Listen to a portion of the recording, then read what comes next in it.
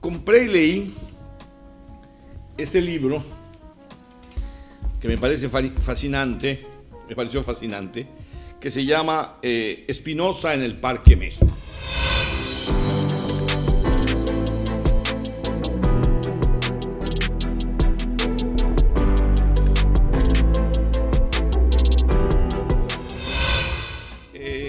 Es una entrevista, una larga entrevista, que este señor que lo escribe le hace a Enrique Krause. Se llama así por la devoción, quizá, es el señor José María Lasalle, Lasalle se podía pronunciar, quizá por el interés de Enrique Krause sobre toda la filosofía, pero no sé si toda, pero gran parte de la filosofía de Baruch Spinoza. Me pareció un libro, en principio, entrañable, porque Enrique Krause, que es un gran historiador, que es una de las mentes más lúcidas de México contemporáneo, y valeroso el hombre, muy valeroso, es el autor de ese famoso texto, el Mesías Tropical, que ha tomado y tomará más talla al paso del tiempo. Es el hombre que fue subdirector de la revista Vuelta con Octavio Paz, el que fue muy cercano, y ahora es el director de una revista extraordinaria que es Letras Libres, y también es director de Clio, que produce programas de televisión, y era, no sé si sigue siendo, consejero de Televisa y de otras muchas cosas. Pues también hay una revista Letras Libres que se hace en España. Me pareció entrañable al principio porque nos habla de sus orígenes judíos. Él es judío por el lado paterno, por el lado materno. Nos habla del Yiddish, ese idioma maravilloso, cultivado por más de 1000 años en la Europa Central, que yo lo comparo con el ladino de los judíos sefarditas, de los judíos españoles, que es un español ladino del siglo XVI, o del siglo, sí, cuando lo sacaron, lo conservaron en todos los lugares donde fueron. Hoy hay poco ladino, en México hay poco, y en Israel hay poco también. Miriam Moscona, en su bellísimo libro Tela de Cebolla, nos habla del ladino en México y de todo lo que, los dichos, etcétera, etcétera, ¿no? Bueno, él nos habla de sus orígenes judíos, de Yiddish. Él habla Yiddish, yo creo que ahora, me parece que hay un momento que dice que ya no tanto. Nos habla de sus abuelos. Tuvo un abuelo muy interesante, que fue don Saúl, que es decir Pablo quizá, don Saúl Krause, que era sastre. Baruch Spinoza, este inmenso filósofo, cuando le preguntaron a Albert Einstein, ¿cree usted en Dios?, dijo, sí creo en Dios, creo en el Dios de Spinoza. Spinoza tiene un bellísimo texto sobre lo que es Dios, la naturaleza, la vida misma, todo este milagro que es la existencia, ¿no? Muy valioso texto, ¿no? Entonces, Baruch Spinoza era tallador de cristales. Eso a mí siempre me ha conmovido porque en la Segunda Guerra Mundial, voy a hacer una digresión, además ya me estoy echando por las digresiones, a los judíos, pues cuando les estaban pasando revisión para ver qué destino les iban a dar, dicen, ¿usted qué hace? No, pues yo soy, se ve en la lista de Schindler, pulidor de metales. Perfecto, trabajador esencial, que pasa en esta fila.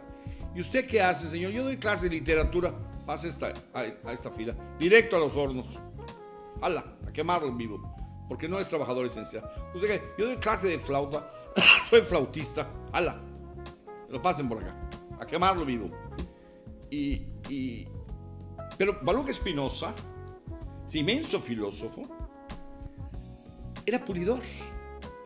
Y tenía una frase, me parece que de él es la frase: para vivir me bastan mis 10 dedos, que decía el abuelo de Krause. Porque aquí hay otra cosa fascinante, ¿no? Que vamos a ver en los primeros capítulos de este libro, ¿no?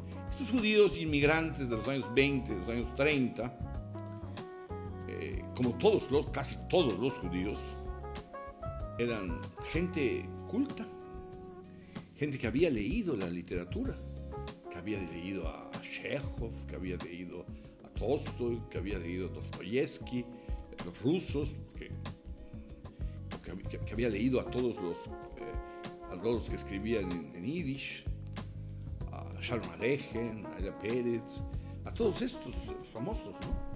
O sea, era gente preparada y venían a hacer oficios, pues, no digo menores, pero que nosotros no estamos acostumbrados a ver esto. Encontramos un sastre culto que ha leído a toda esta gente, que habla de toda esta gente. Somos la solución térmica y en laminados con más de 40 años de experiencia, esforzándonos por dar un servicio personalizado. Selma Muro y Techo. Realizamos acabados de lámina galvanizada pintada, aluminio, acero inoxidable y vinil según los requerimientos en calibres que en el proyecto necesite. Utilizamos los calibres de lámina que usted requiera inyectadas con poliuretano de 46 kilogramos y metros cúbicos. Proporcionamos la mayor capacidad térmica con el proceso de inyección y con el sistema machembrado con ganchos internos. Se garantiza la hermeticidad de nuestros paneles al armado con una recuperación de desensamble de un 100%, lo que permite ampliar, modificar o recuperar los materiales en el caso de requerirlos, sin perder las bondades de los paneles. Así tendrán una inversión directa y un ahorro energético. Realizamos casetas de vigilancia, cajas térmicas para camiones a la medida que solicite. Elaboramos colchonetas, cortinas hawaianas, oficinas y puertas para andenes refrigerados y cámaras frías.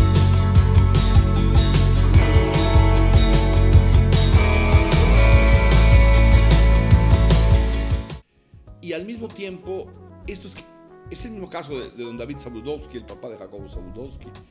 Era un hombre muy culto, o ciertamente culto, y vendía retazos de tela en la Merced. También todos estos que vinieron eran socialistas, pero el socialismo en ese entonces era otra cosa, ¿no? Era el deseo de un mundo fraterno. No había las purgas de Stalin, no sé si lo supieron después o no. Claro, todos estos se desencantaron, ¿no? Pero bueno, ese deseo de transformar es un fracaso siempre. O sea, siempre va a fracasar. La política es el arte de vivir en sociedad, como después diría Krause, leyendo ya a Popper, principalmente a los liberales. El mismo Enrique Krause confiesa que fue un hombre de izquierdas en alguna época. Tuvo confrontaciones con Paz fuertes. Paz le dijo a él y a Héctor Aguilar Camín que eran hermanos siameses. Tenían un cerebro dividido en dos. Cuando alguna vez le atacaron, Paz era un hombre muy polémico, ¿no?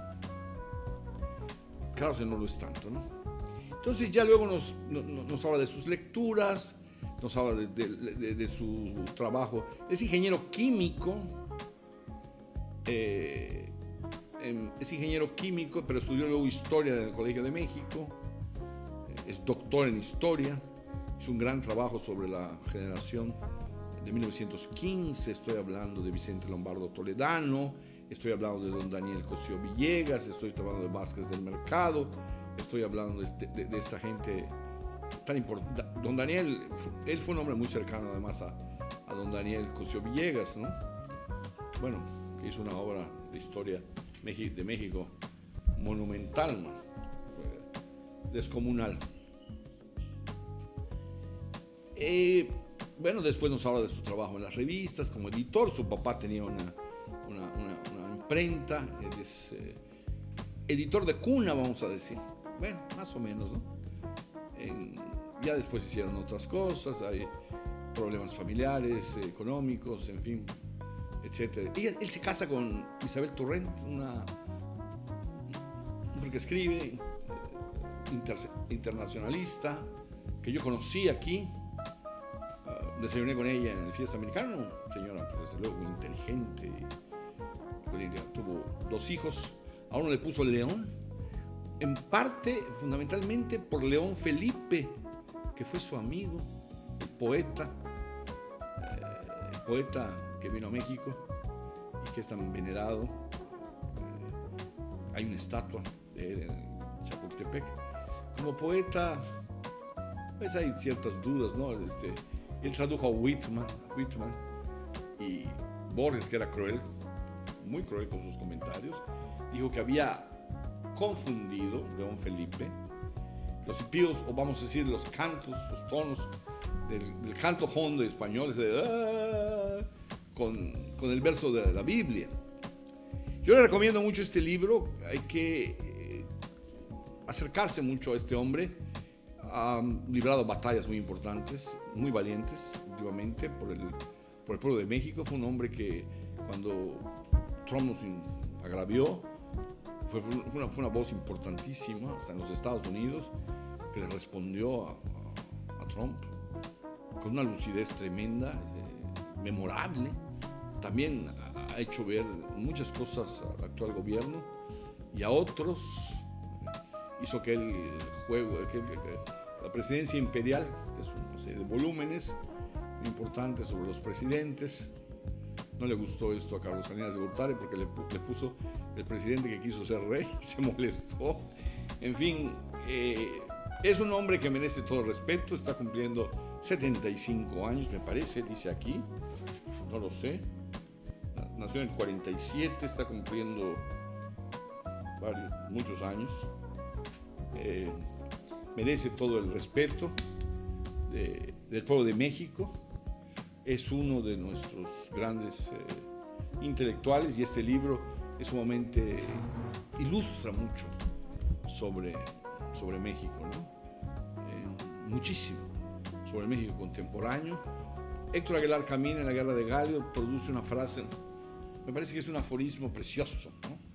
Que dice: nadie puede entender las noticias que aparecen en el periódico, y en la televisión o en la radio, si no ha leído lo que pasaba en la colonia. Nadie, absolutamente nadie, va a entender el México contemporáneo si no ha leído a Enrique Krauze. Bueno, si esta cápsula le gustó, hable bien de nosotros. Si no, diga lo que le parezca. Vea la próxima, a lo mejor se le gusta.